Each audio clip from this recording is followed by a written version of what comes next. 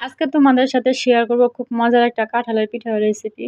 আর ওই পিঠা বানাইছি, খাইছি কিন্তু এরকম ভালো আমার একদিনও লাগে নাই। এই পিঠাটা আমার যত ভালো লাগছে।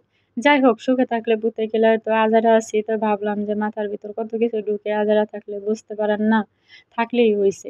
তো যাই হোক, রান্না করতে ভালো লাগে না কিন্তু পিঠা তৈরি করতে খুবই ভালো লাগে, খেতেও ভালো লাগে। আর আমার কাঁঠালের পিঠার তেল ছাড়া অনেক ভালো লাগে।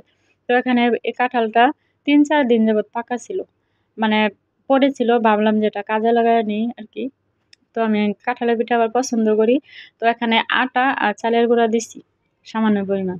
মানে সামান্য পরিমাণ আটা আর চালের গুঁড়া দিচ্ছি। আমার যা লাগবে আমি তাই দিছি। আর এতটা শক্ত করব না, শক্ত করলে কিন্তু পিঠাটা ফুলবে না। আর এখানে একটু ঢং করে একটু রং দিছি আরকি, কালার হওয়ার জন্য জর্দার রং যাকে বলে। তো জর্দার রংটা দিয়ে সুন্দর করে এখানে মেখে নিছি যাতে কালারটা হয়।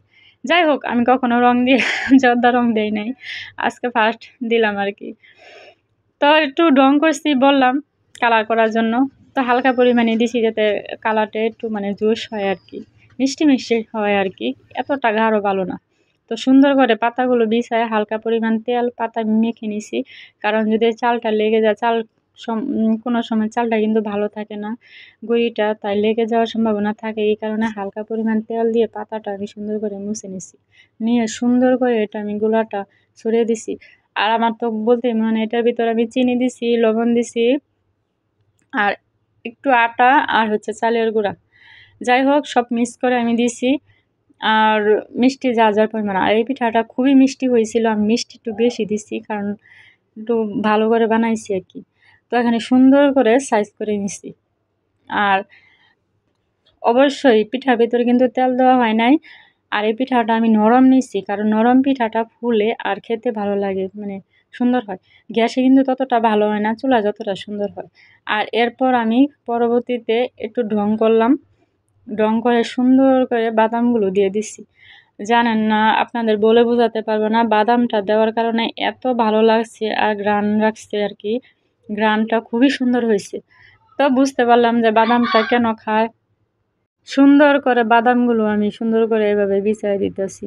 মানে একটা লেখছি যেকোনো একটা, যে বুঝতে পারবে পারবে, যে পারবে না সে পারবেই না। যাই হোক, আমার কিন্তু বাদামগুলো আরও ডাবাইয়ে দেওয়ার উচিত ছিল। তো আমি সুন্দর করে পাতা দিয়ে এবার ডেকে দিব।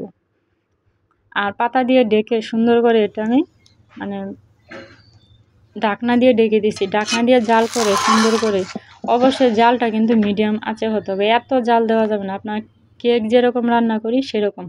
এই যে দেখেন আমার পিঠা মানে এরকমভাবে ফুলছে, ফুলার মানে অবস্থায় আপনার পিঠাটা কিন্তু ফেটে গেছে, এরকম একটা অবস্থা। নামাইতে নামাইতে এত সুন্দর হয়েছে আর এত সুস্বাদু, এত মজা, আপনারা দেখতেই বুঝতে পারছেন। মানে আমার দেখে আবার খেতে ইচ্ছে করতেছে, এত ভালো লাগছে পিঠাটা। যাই হোক, আর বাদামগুলো দেখেন ভালো করে লাগানো হয় নাই। সবাই ভালো থাকবেন, আল্লাহ হাফেজ।